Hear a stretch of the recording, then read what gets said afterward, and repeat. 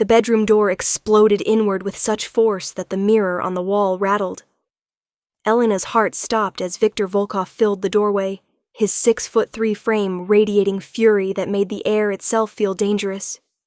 His ice-blue eyes swept the room like searchlights, and when they landed on her, she felt her knees weaken. "Where is it?" His voice was granite, cold, hard, unforgiving. Elena pressed herself against the headboard, her hands instinctively moving to her still flat stomach. "I don't know what you're talking about." He crossed the room in 3 strides, and suddenly he was there, towering over her, his presence consuming all the oxygen. "Don't lie to me." Each word landed like a physical blow. "My men saw you leaving the clinic yesterday. Now I'm going to ask you one more time. And you're going to tell me the truth, or I swear to God, Elena. Where is it?" Her throat closed. She'd been so careful. So incredibly careful. How did he know? How could he possibly know? Victor's hand shot out, not touching her, but gripping the mattress beside her hip. "The ultrasound. Where did you hide the ultrasound?" The room spun. Elena couldn't breathe, couldn't think. She'd known this moment would come eventually, but not like this. Not with him looking at her like she'd committed the ultimate betrayal. "Under the mattress," she whispered, hating how small her voice sounded. "It's under the mattress." His jaw clenched so tight she could see the muscle jumping. Without a word, he reached down and hauled the corner of the mattress up with one hand, the expensive king-size mattress that probably weighed 100 pounds, like it was made of paper. The small square photo fluttered to the floor. Victor stared at it for 3 seconds, that lasted 3 hours. Then he bent down, picked it up with fingers that trembled almost imperceptibly, and held it up to the light streaming through the windows. Elena watched his face transform. The fury didn't disappear. It never really disappeared with Viktor Volkov, leader of the city's most powerful organization. But something else joined it. Something raw and overwhelming that she'd never seen before. "Why?" The word came out strangled. "Why the hell did you hide my baby?" And just like that, the tears she'd been holding back for 6 weeks broke free. 6 weeks earlier, Elena had been certain her life couldn't get more complicated. She'd been wrong. She'd met Viktor Volkov 3 months before that, at a charity gala she'd been waitressing to make extra money for her graduate program in art restoration. He'd been standing by the bar, looking devastatingly handsome in a black suit that probably cost more than her car, and when their eyes had met across the room, something had shifted in the universe. "You're not like the others?" he'd said when he approached her, his accent carrying just a hint of his Russian heritage. "The other waitresses?" She'd tried to sound unimpressed, but her heart had been hammering. "The other people in this room?" His smile had been slight, but it had transformed his severe features into something almost beautiful. "They all want something from me." "You're looking at me like you're trying to decide if I'm worth the trouble." "Are you?" That had made him laugh, a real laugh that turned heads. Probably not. She should have listened to that warning. Instead, she'd let him drive her home that night in his Mercedes that probably cost more than she'd make in 5 years. She'd let him take her number. She'd let him into her life with his cryptic phone calls and late-night visits, and the way he looked at her like she was something precious and breakable. It had taken her 2 weeks to figure out exactly who Viktor Volkov was. By then, she was already in too deep. "I run a business," he'd told her when she'd finally confronted him, her hands shaking as she held up her phone with the news article about a warehouse raid. "Import-export. The article says you're suspected of—" "I know what it says." He'd taken the phone gently from her hands. "And I'm telling you that 90% of what you read about me is exaggeration, speculation, or outright lies from people who want what I have. And the other 10%? His eyes had held hers steadily. "The other 10% is why I can keep you safe in a way no one else in this city can. Why, when you walk down the street with me, no one will ever touch you, threaten you, or make you feel afraid. Why you'll never have to worry about money or security, or whether someone's going to hurt you. I don't need someone to keep me safe. Everyone needs someone, Elena." He'd cupped her face with surprising gentleness. "The question is whether you trust me to be that person for you." She'd trusted him. God help her, she'd trusted him. The first time he'd taken her to his home, a sprawling estate on the outskirts of the city with more security than a prison, she'd been terrified. The second time, she'd been fascinated.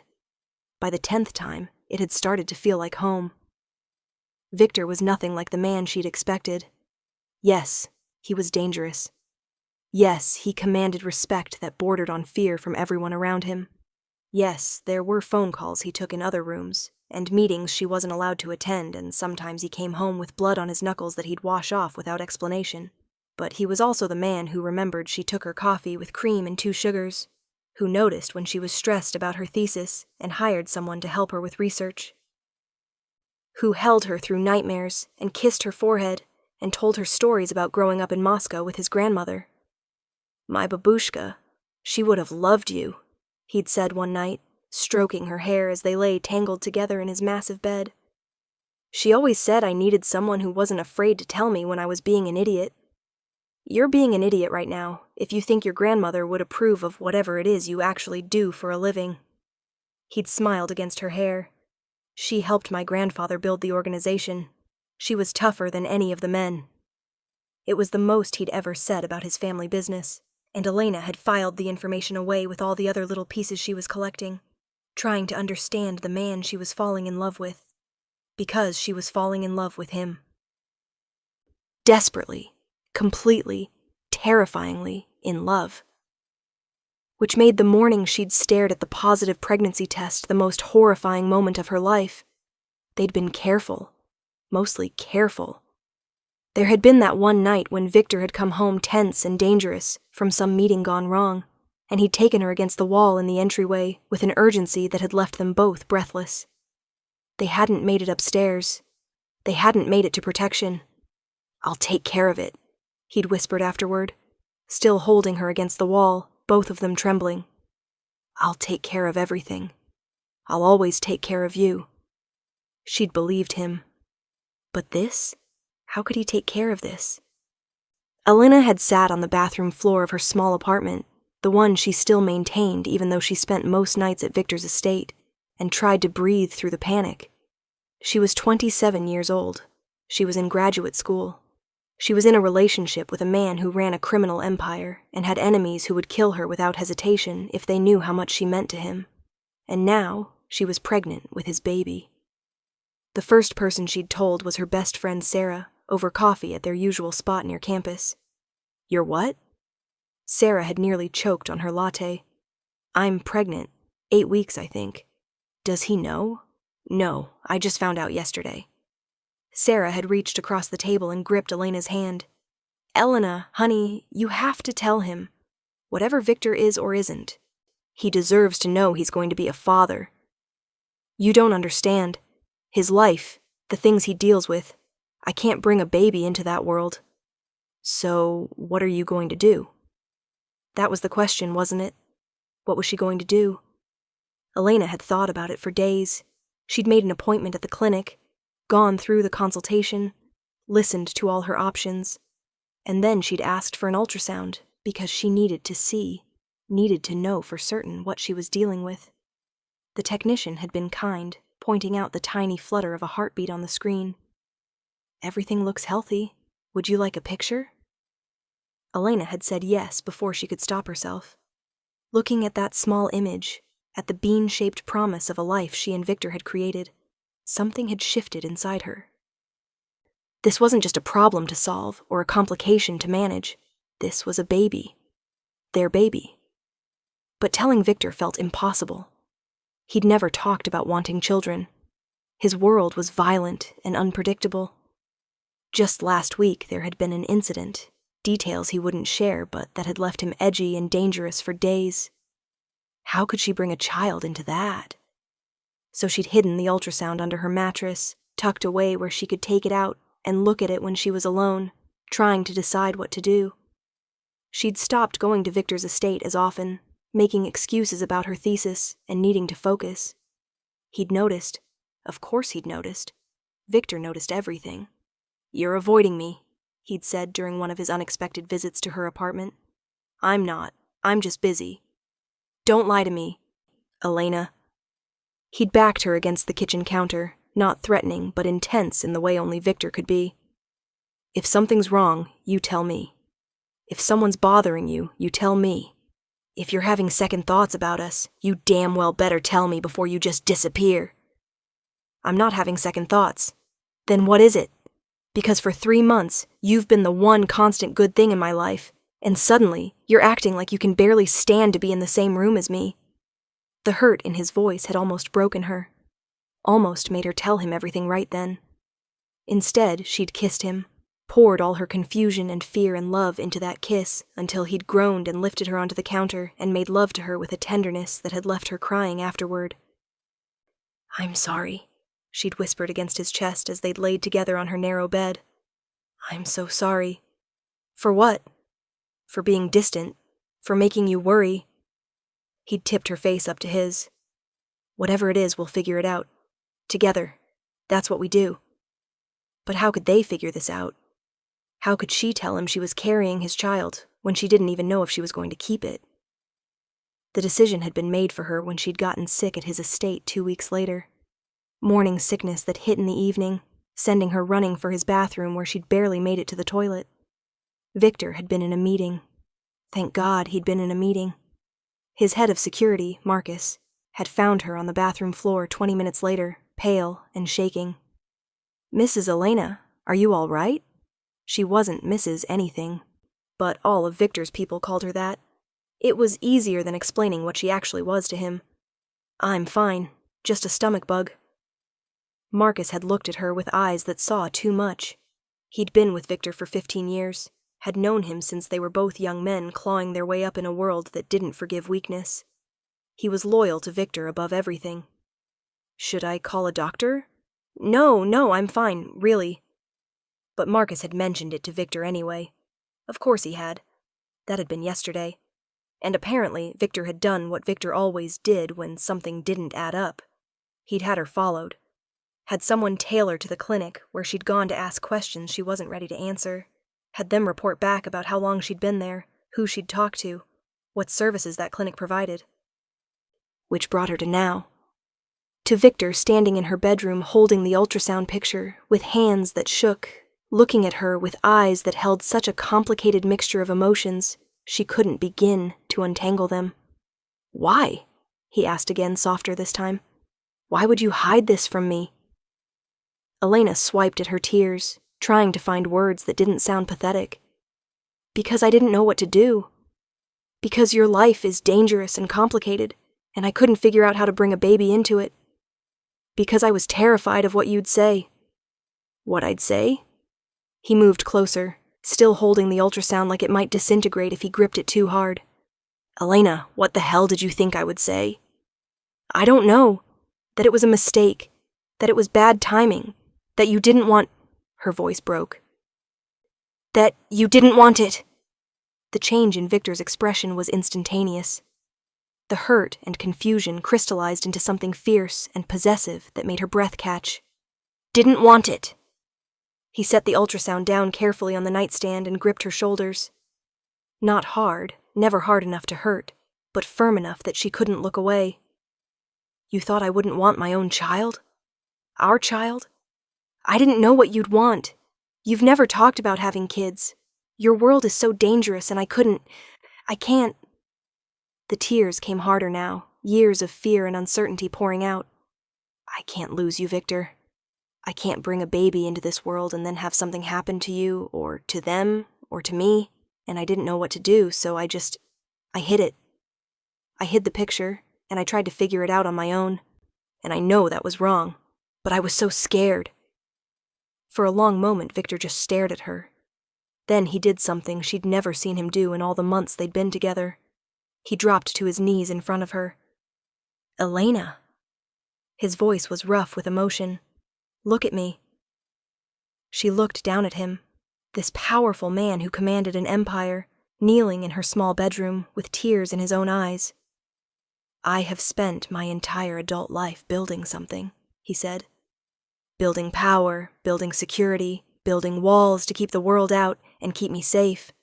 And then you walked into that gala with your tray of champagne and your smart mouth, and every single wall I'd built came crashing down. He took her hands, pressed them against his chest where she could feel his heart pounding. I love you. I have loved you since that first night when you asked me if I was worth the trouble. I love how you challenge me and ground me and make me want to be better than I am. I love how you look at me like I'm just a man instead of the monster everyone else sees.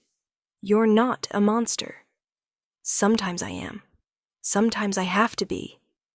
But not with you. He pressed his forehead against her clasped hands. Never with you.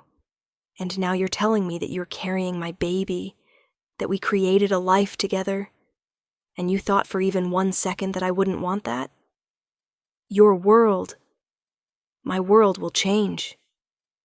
He looked up at her with absolute certainty. Everything will change.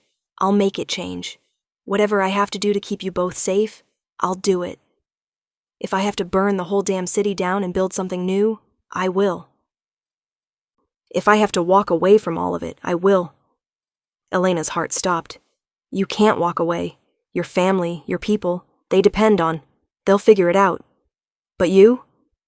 He stood, pulling her up with him, cradling her face in his hands. You and this baby? You're my family now. You're what matters. Everything else is just noise. Victor, you're not thinking clearly. You can't just... He kissed her.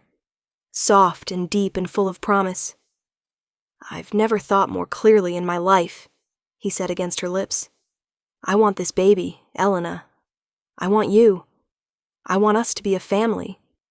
And I swear to God, I will spend the rest of my life proving to you that you made the right choice in not running when you found out what I was. I never wanted to run, she whispered. Then don't. Stay. Marry me. Elena's breath caught. What? Marry me. He reached into his pocket and pulled out a small velvet box that made her dizzy. I bought this 2 weeks ago. I was waiting for the right moment, but screw the right moment. Screw planning and strategy and doing things the proper way. I want you to be my wife. I want to wake up every morning knowing you're mine, and I'm yours, and nothing can change that. He opened the box, revealing a ring that was somehow both elegant and bold, a perfect sapphire surrounded by diamonds that caught the light and threw rainbows across the walls. I know the timing is insane, he continued. I know this isn't how people usually do things. But nothing about us has ever been usual, so why start now? His smile was crooked, vulnerable in a way she'd rarely seen. Say yes, Elena. Say you'll marry me and have our baby and build a life with me, even though I'm a mess and my world is complicated and I'm probably going to screw up 1,000 times along the way. She should say no. She should be practical and cautious and think about all the implications. But looking at Victor, this dangerous, powerful man on his knees offering her everything, all she could think was yes. Yes, she breathed. Yes, I'll marry you. The joy that broke across his face was like sunrise. He slipped the ring onto her finger, then kissed her with such tenderness that she started crying all over again. I'm sorry I hid it, she said between kisses. I'm sorry I didn't trust you enough to tell you. You were scared. I get it. He pulled back enough to look at her seriously. But, Elena, you need to understand something.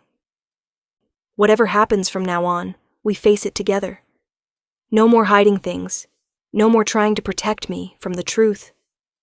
If you're scared, you tell me. If you're worried, you tell me. If you're happy or sad or anything in between, you tell me. That's what marriage means. I know. I will. I promise. He picked up the ultrasound picture again, studying it with wonder. How far along? About 8 weeks. The baby's the size of a raspberry. A raspberry? His smile was soft. And everything's okay? You're both healthy?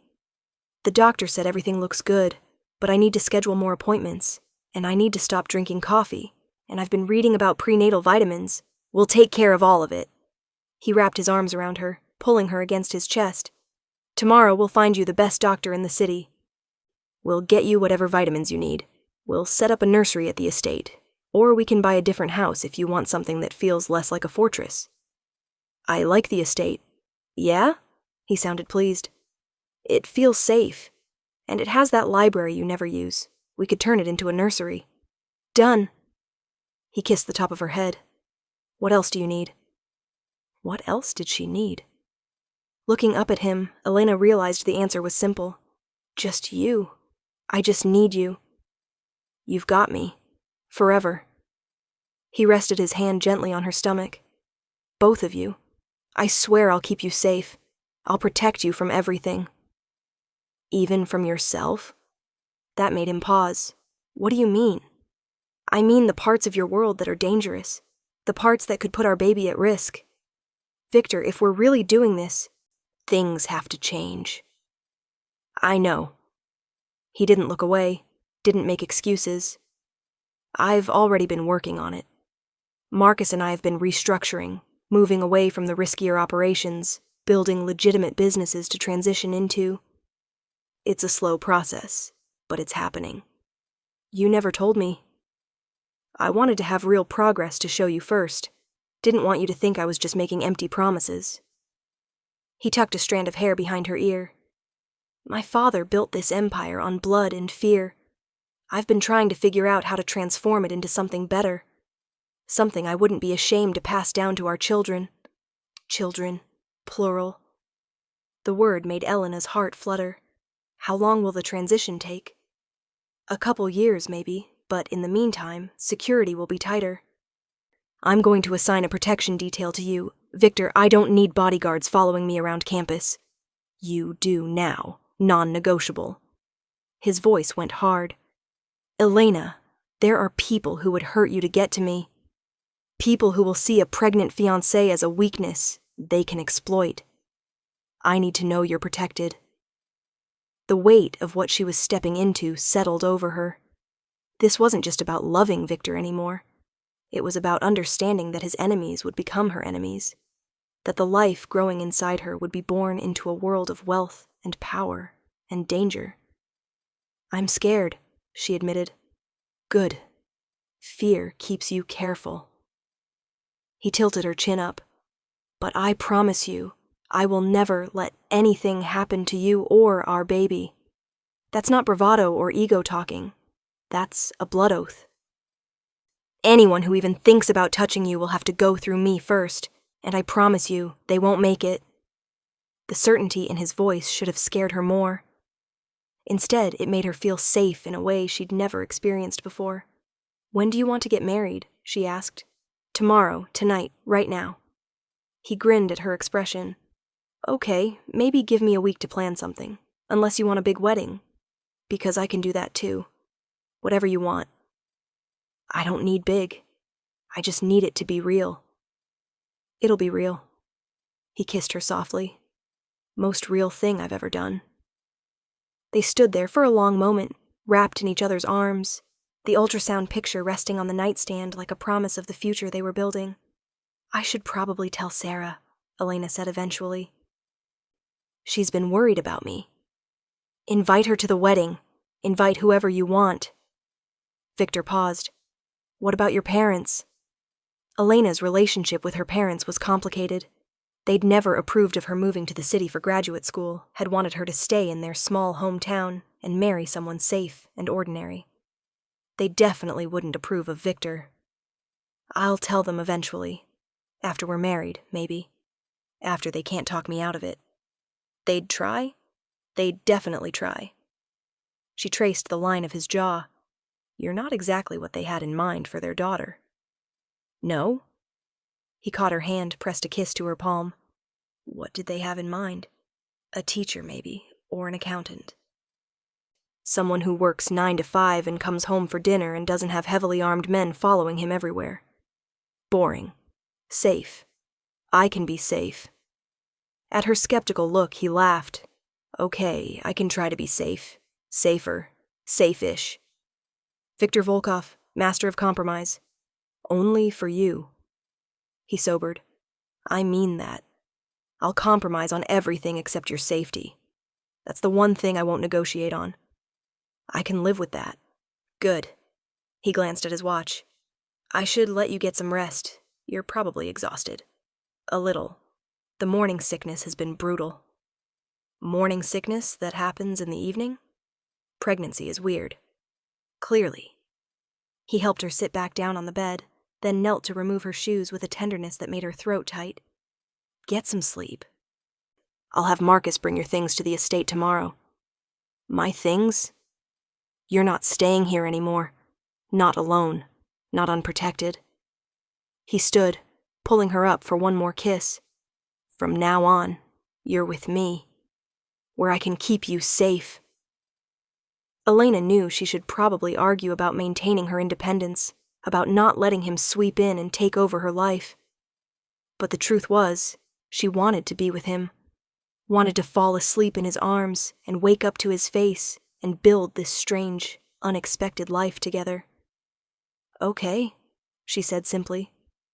The smile he gave her could have lit up the entire city. I'll see you tomorrow, Mrs. Volkoff.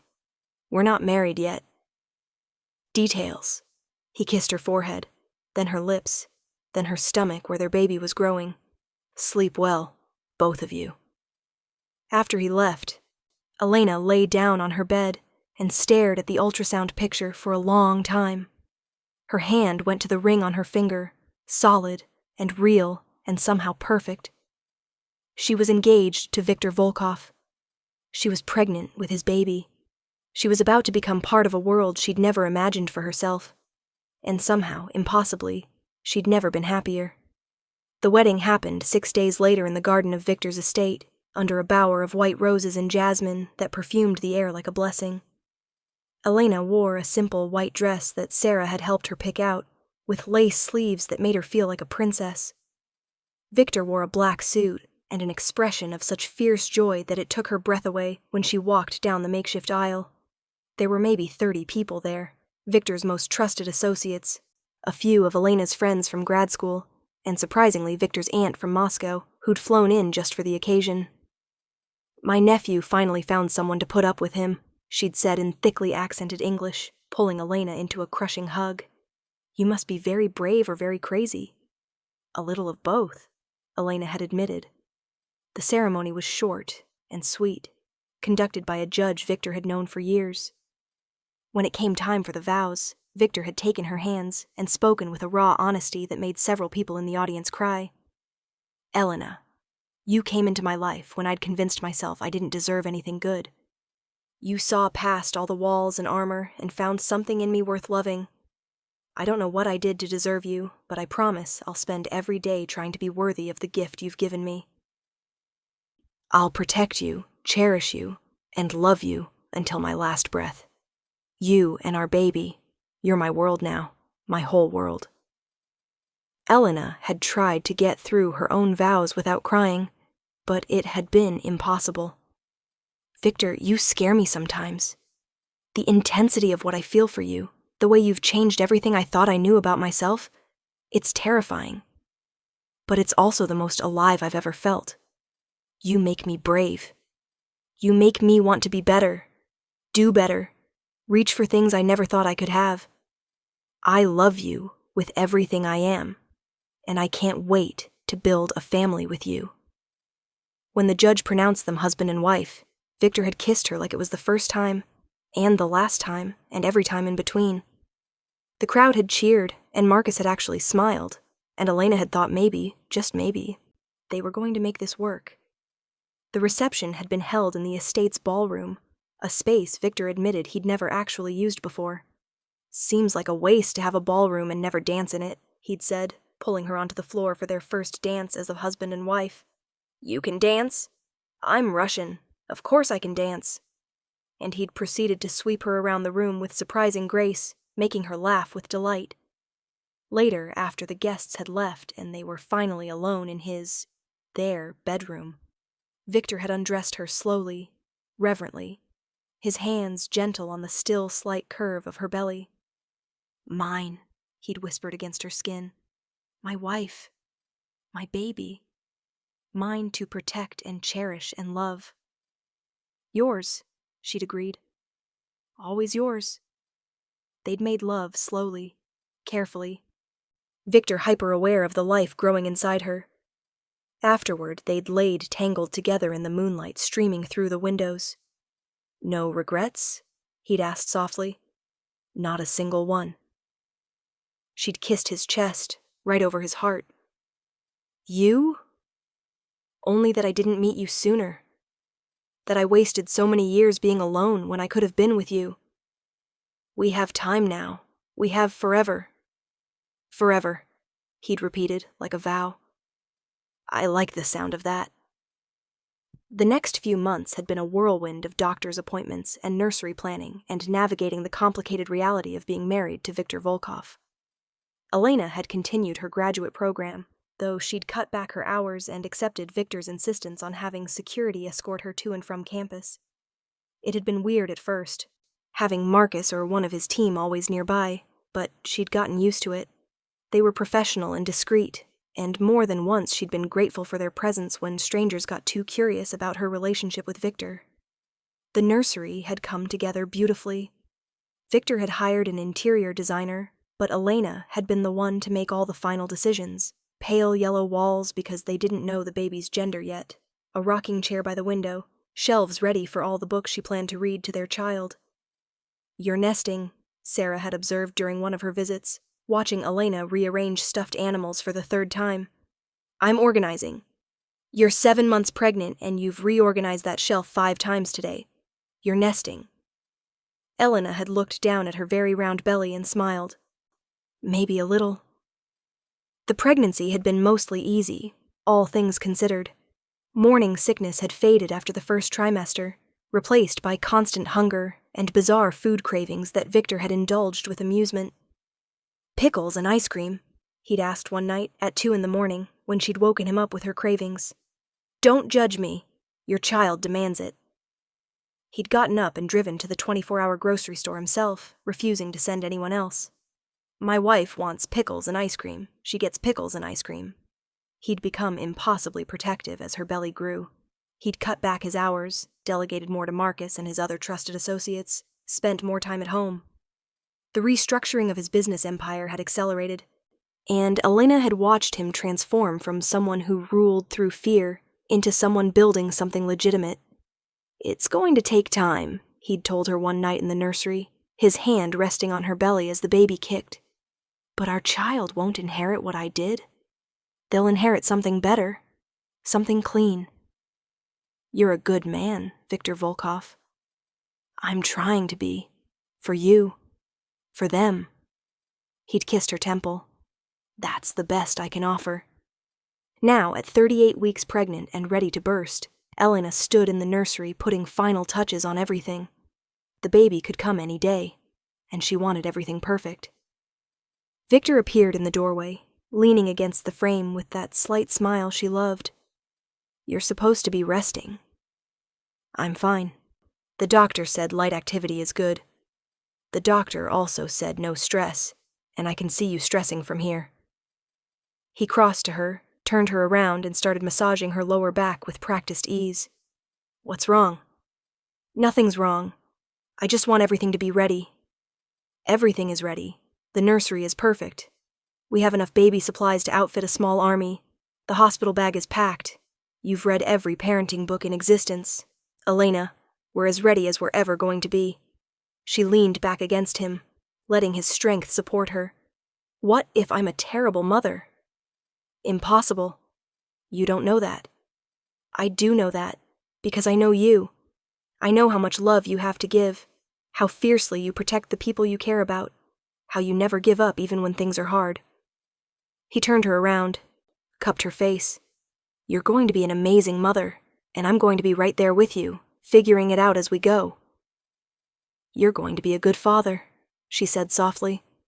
"I'm going to try. I never had a great example, but I know what not to do, at least." His hand went to her belly. "This kid is going to know they're loved. That's the one thing I'm absolutely sure of." The baby kicked hard against his palm, making them both laugh. "I think they heard you," Elena said. "Good. They should know I'm talking to them." He bent down to speak directly to her belly. "Hey in there, it's your dad. Just wanted to let you know we're really excited to meet you. Your mom's been working hard getting everything ready, and I've been trying not to drive her crazy with my overprotective nonsense. We're going to take such good care of you. We promise. Elena's eyes filled with tears, stupid pregnancy hormones, and she pulled Victor up for a kiss. I love you, she said against his lips. I love you too, both of you. He gathered her close, careful of her belly. Thank you for not giving up on me, for taking a chance on someone like me. Thank you for being worth it.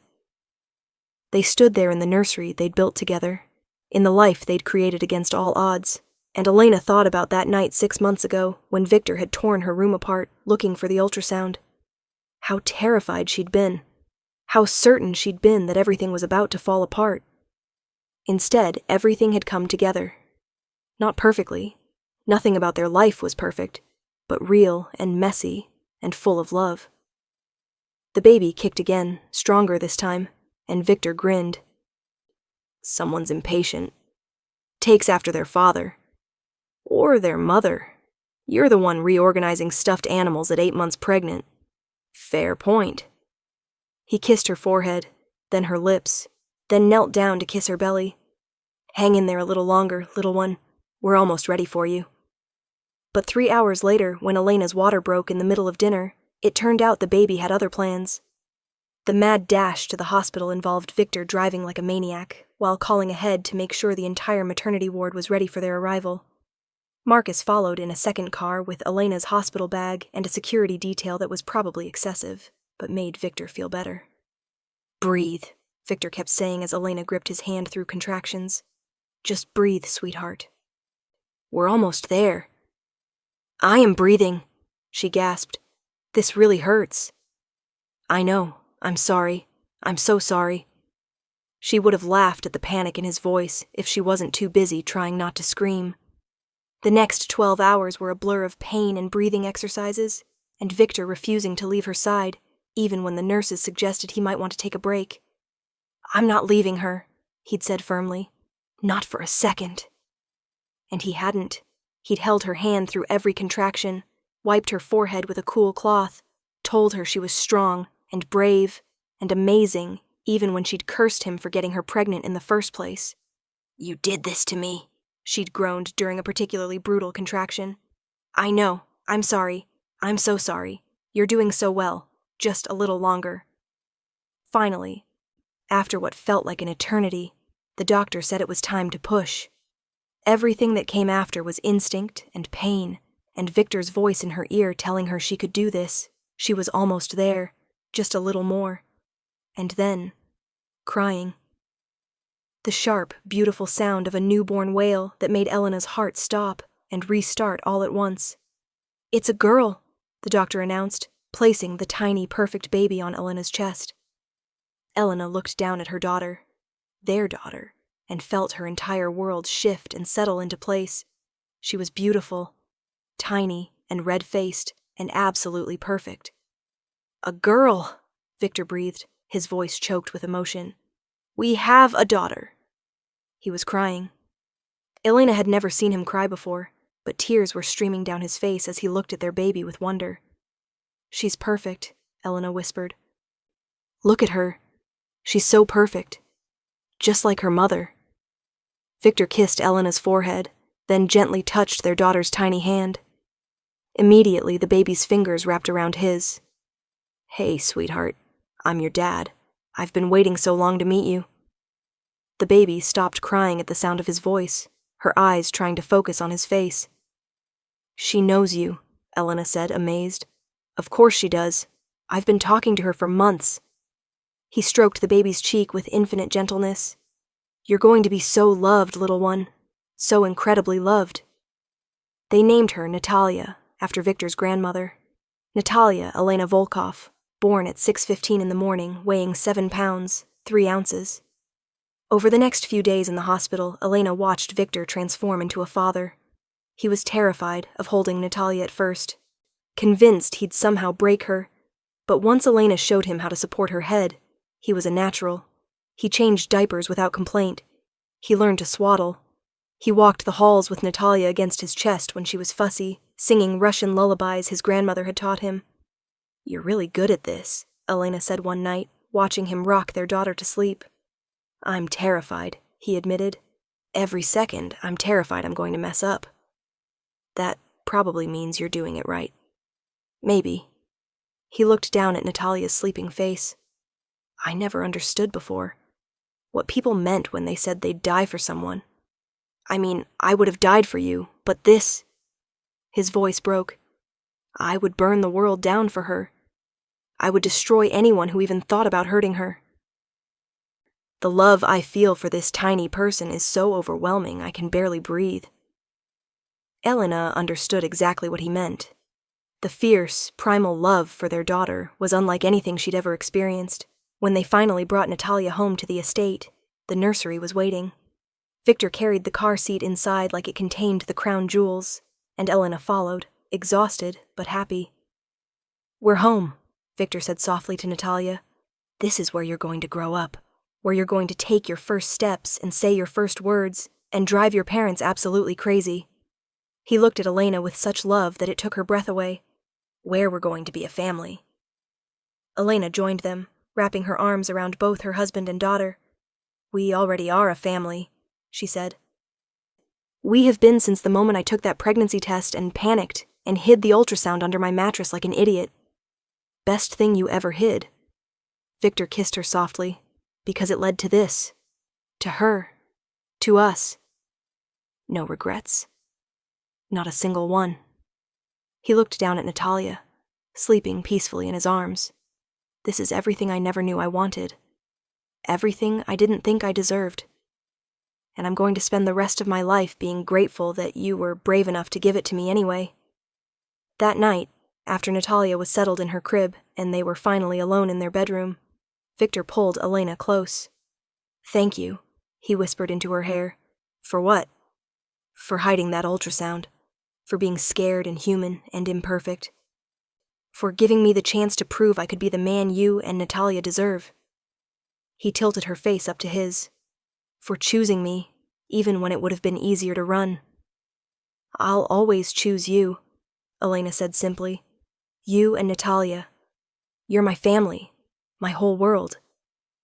"And you're mine," Victor promised. "Forever." Through the baby monitor, they could hear Natalia's soft breathing. Outside, the security team patrolled the grounds. In the nursery, stuffed animals waited on perfectly organized shelves. It wasn't the life Elena had imagined for herself all those months ago, when she'd waitressed at a charity gala and met a dangerous man with ice blue eyes. But looking at Victor now, seeing the love and devotion in his expression, knowing their daughter was safe and warm in the next room, this was better than anything she could have imagined. This was real. This was theirs. This was worth every moment of fear and uncertainty that had led them here. This was home. And when Natalia cried an hour later, they both stumbled out of bed to tend to her together, exhausted and happy and exactly where they were supposed to be.